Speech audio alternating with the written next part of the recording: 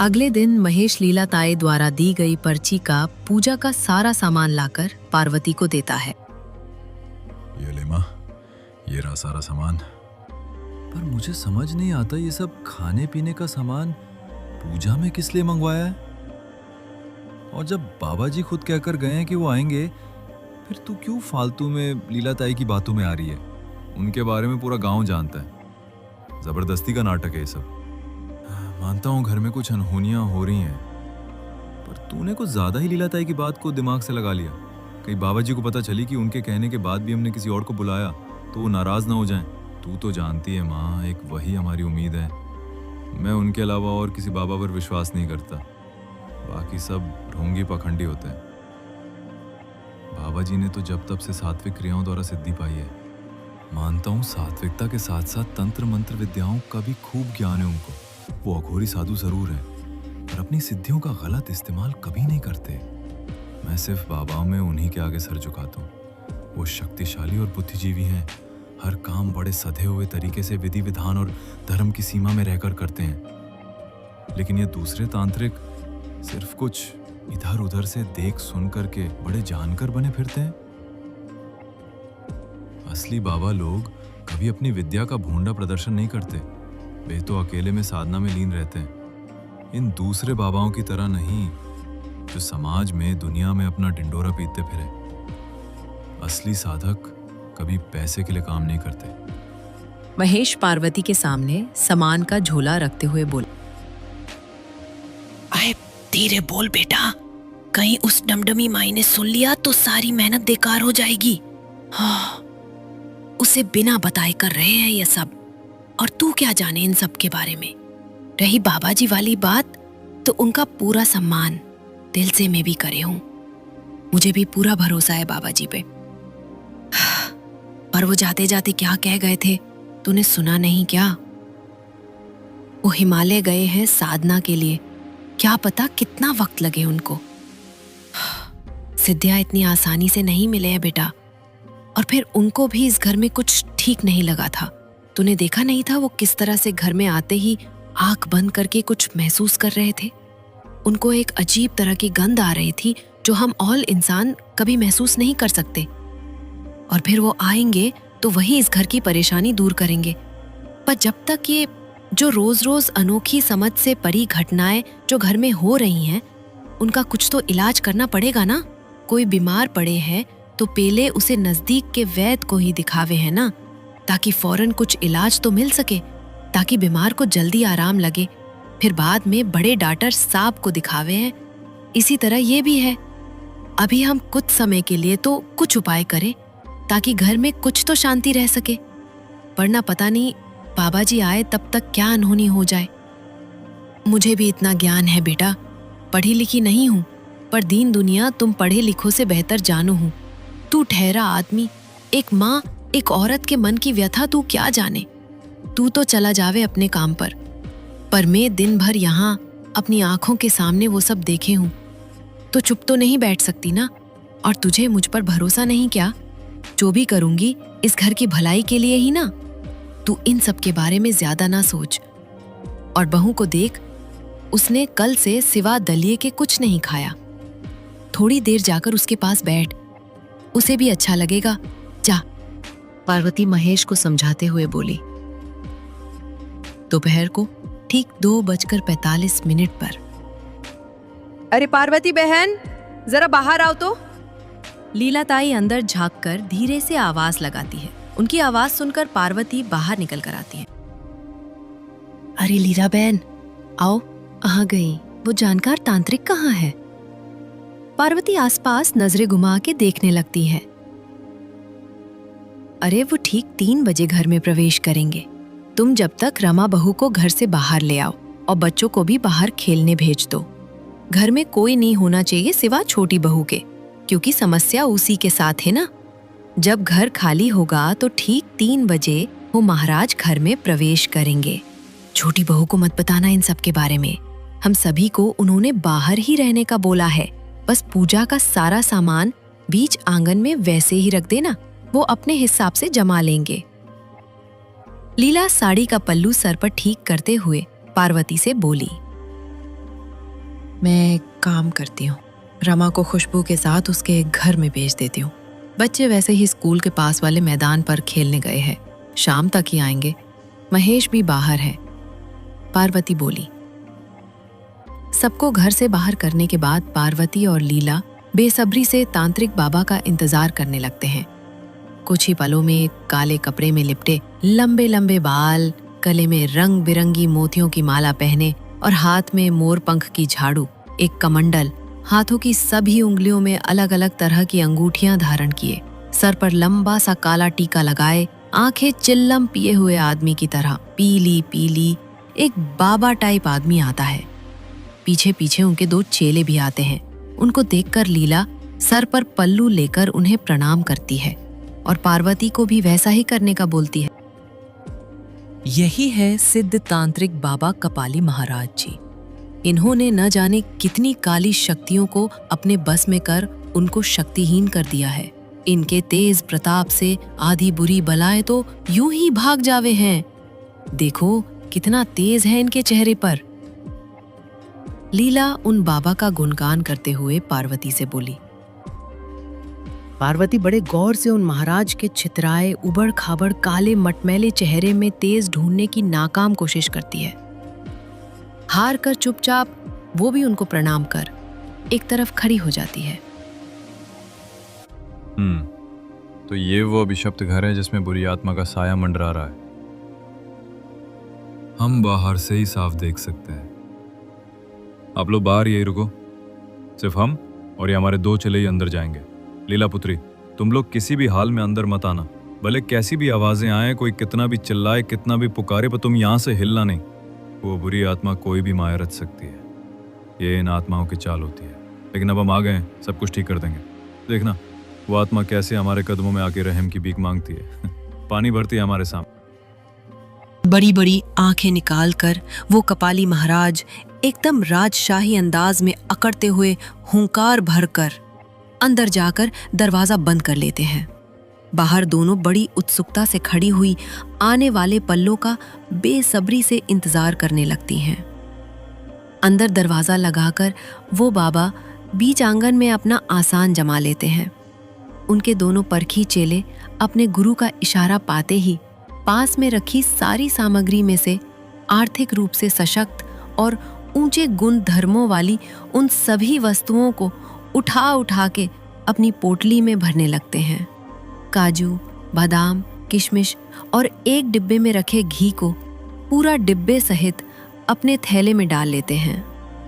तभी कपाली महाराज अपनी झोली में से एक बोतल निकालकर मुंह से लगाकर उसका द्रव्य अपने हलक में आत्मसात कर लेते हैं। फिर झूमते हुए तेज तेज गर्जना करते हुए कुछ मंत्र वगैरह हुए लगते हैं।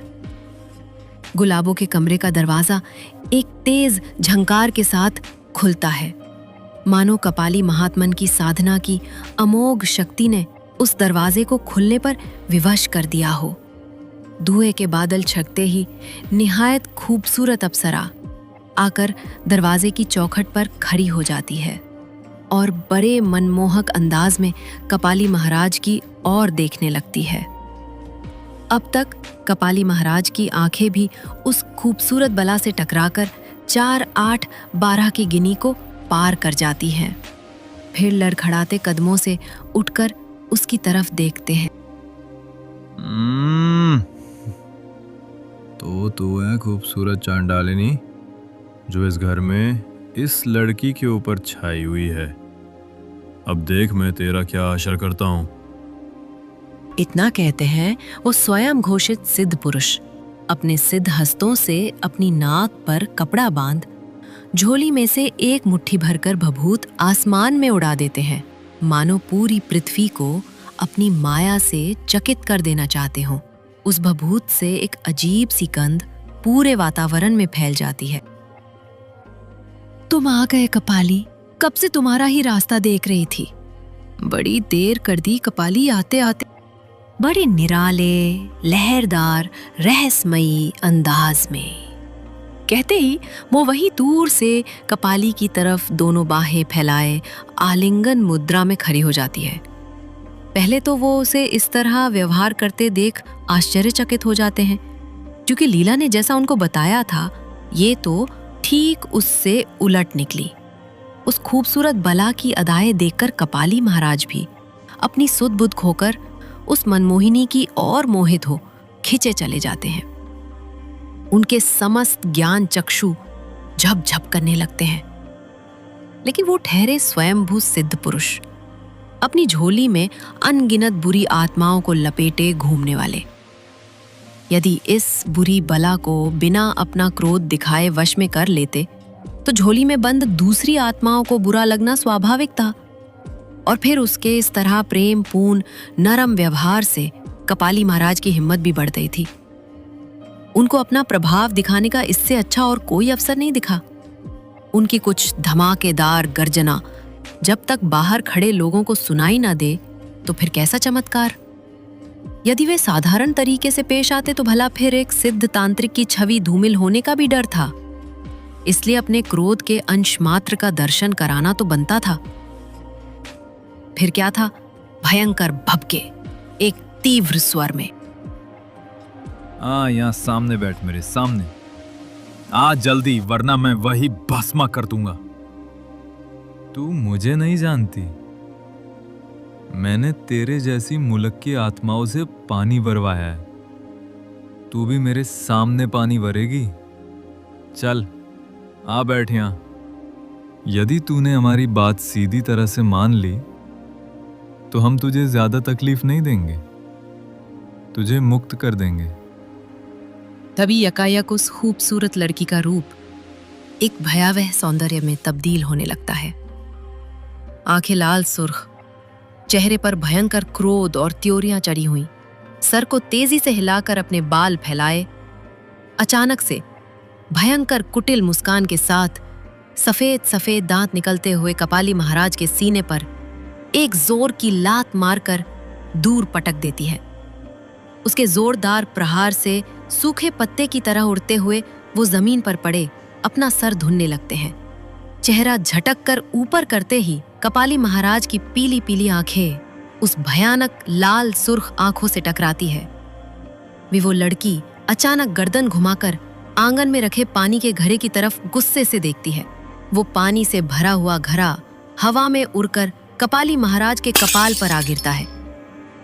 एक जोर की आवाज आती है और कपाली महाराज कश खाते खाकर लड़खड़ाते हुए अपना कपाल पकड़कर जमीन पर चित हो जाते हैं। उनकी चेतना अब पार्श्वगामी होकर उनके मस्तिष्क के मध्य केंद्रित हो जाती है।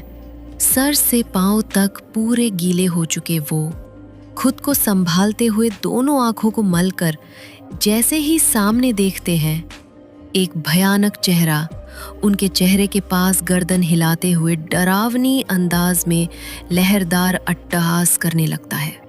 कपाली महाराज का मस्तिष्क ये देखकर सुन्न पड़ जाता है कि उतनी दूर खड़ी वो स्वर्गीय अप्सरा अचानक से उनके इतने पास आकर तारका में कैसे बदल गई। मुख तो जैसे शब्दहीन होकर मुरझाया पड़ा था। वो आंखें फाड़ फाड़ कर उसके भयानक सौंदर्य का दीदार करने लगते। तो तुझे बुलाया है मुझे बस में करने के लिए? तू करेगा मुझे अपने बस में? तू करेगा दो कौड़ी के टेढ़ पंजे नशेड़ी? हवा में बेहोशी की राख उड़ाकर मुझे बेहोश करने चला है? पूरा वातावरण उस भयानक रूपवती के भयंकर अट्टहास से गूंजने लगता है। कपाली महाराज बुरी तरह थरथर कांपने लगते हैं। उनकी दोनों नेत्र पुतलियां इस भयावह रूप के दर्शन मात्र से ही नासिका के मध्य आपस में मिलन को तड़पने लगती हैं। पूरी तरह भय की पराकाष्ठा को प्राप्त कपाली महाराज इधर उधर डोलते कदमों से दरवाजे की तरफ भागते हैं। वो भयानक रूपवती उसे भागते देख गुस्से से दरवाजे की तरफ घूरने लगती है।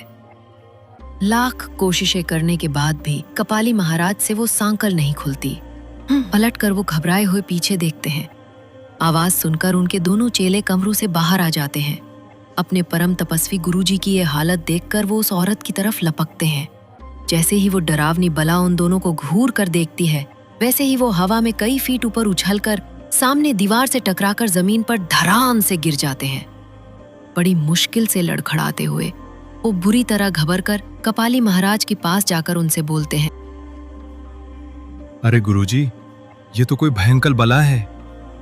जैसा हमने सोचा था कि होगी कोई छोटी मोटी परेशानी जिसे हम यूं ही दूर कर सबके सामने अपना प्रभाव जमा लेंगे, पर इसके जैसी से तो आज तक पाला नहीं पड़ा।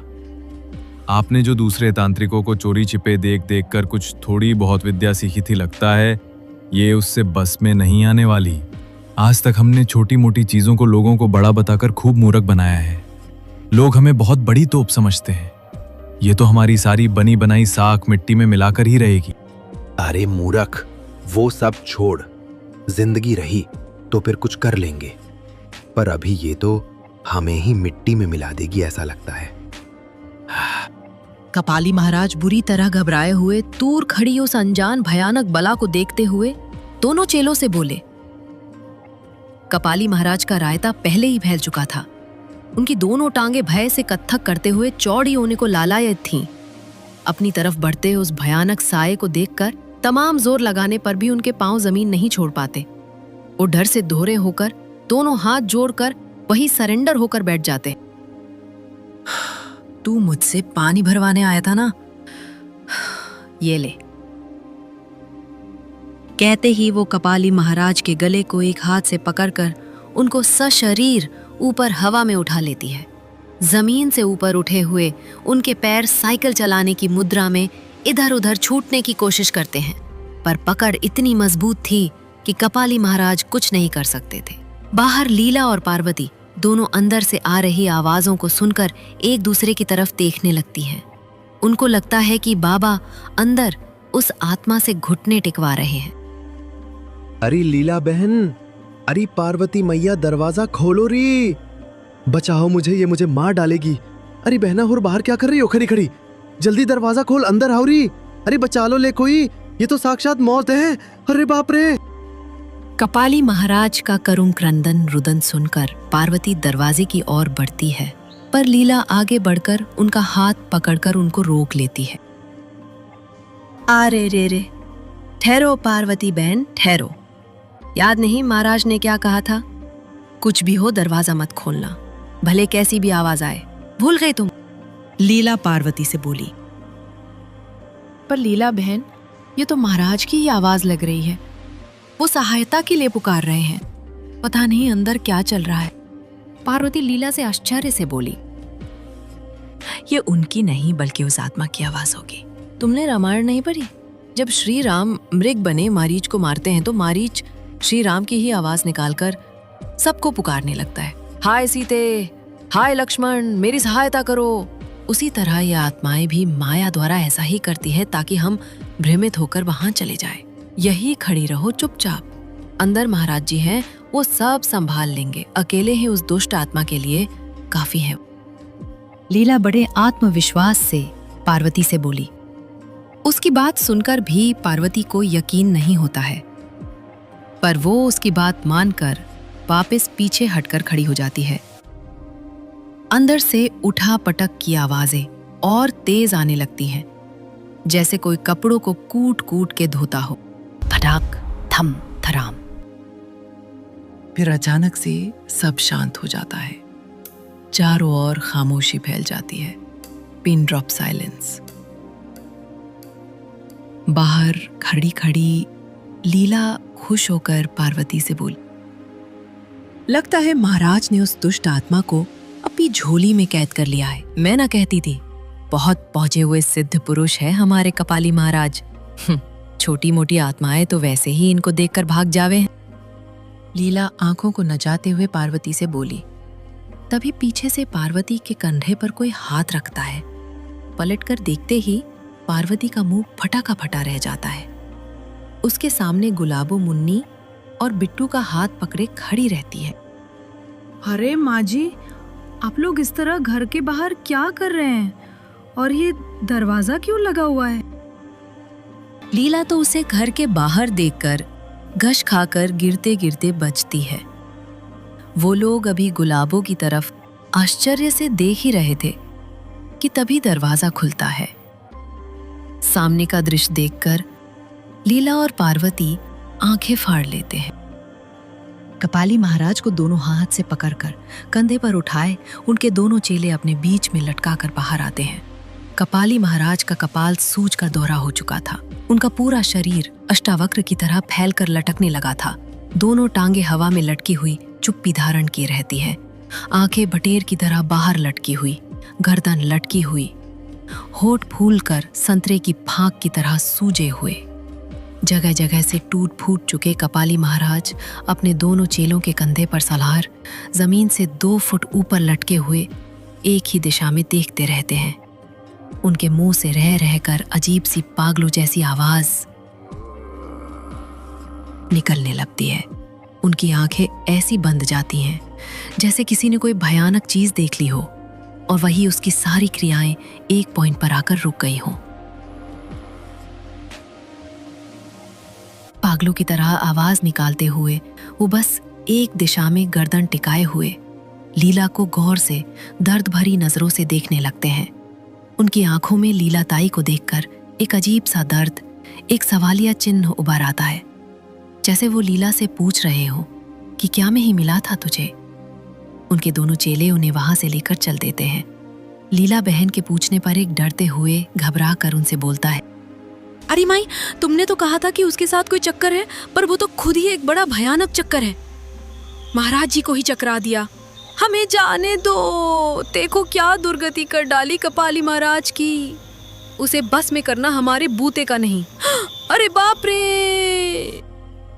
कहते हुए वो लोग ऐसा वहां से चंपत होते हैं कि लीला के आवाज देने पर भी पीछे पलटकर नहीं देखते। इधर मुन्नी और बिट्टू उन महाराज की ये हालात देखकर खूब ताली बजा बजा कर खुश होने लगते हैं। तू तो अंदर थी ना, बाहर कब गई? पार्वती हैरानी से गुलाबों से बोली।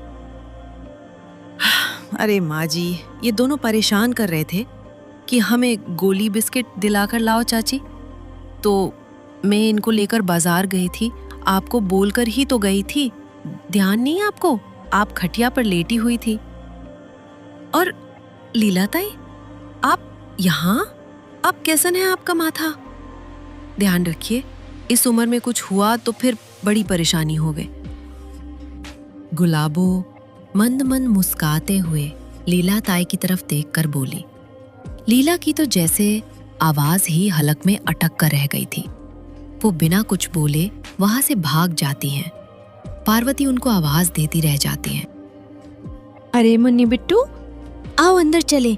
आज हम तुमको एक बेवकूफ बुढ़िया और उसकी मूर्ख सहेली की कहानी सुनाएंगे। दोनों बच्चे गुलाबों के मुंह से कहानी का सुनकर खुश होकर उछलते कूदते अंदर चले जाते हैं। पार्वती सकते में खड़ी खड़ी घनघोर आश्चर्य से उनको अंदर जाते हुए देखती रहती है। ये बच्चों के साथ बाहर थी, तो फिर अंदर किसने उन महाराज की ये दयनीय हालत की? पार्वती सोच के सागर में डूबी खड़ी रहती है। अंदर आकर वहां आंगन का हाल देखकर तो पार्वती अपना सर पीट लेती है। सारा आंगन अस्त व्यस्त, पानी का घड़ा टूटा हुआ पड़ा रहता है। जब अंदर कमरों में जाती है तो उसका आश्चर्य और बढ़ जाता है। कमरे का सामान इधर उधर बिखरा पड़ा रहता है। पास में ही एक झोली रखी रहती है जिसमें घर का कुछ कीमती सामान भरा रहता है। उसे समझते देर नहीं लगती कि वो पाखंडी बाबा उसका घर लूटने चला था। थोड़ी देर में रमा और खुशबू भी वहां आ जाते हैं। वहां का सारा हाल देखकर सभी हैरानी से पार्वती की तरफ देखने लगते हैं। तभी अंदर से गुलाबों का स्वर उभरता है। सभी उस तरफ देखने लगते हैं। बच्चों सुनो कहानी। एक थी बेवकूफ बुढ़िया जो अपनी बहू को खूब परेशान करती थी और उसकी एक मूर्ख सहेली इसमें उसकी मदद करती थी। उस बहू ने खूब सोचा कि वो बुढ़िया सुधर जाए, उसे तंग करना छोड़ दे, पर वो बुढ़िया थी कि मानती ही नहीं थी। फिर एक दिन उसकी बहू को खूब गुस्सा आया, खूब आया, इतना आया कि उसने एक दिन सबको खा लिया। सबको खा लिया। सबको खा लिया। कहानी सुनकर बच्चे जोर जोर से ताली बजाकर हंसने लगते हैं। बाहर पार्वती, रमा और खुशबू ये सब सुनकर एक दूसरे की तरफ डरते हुए देखने लगते हैं।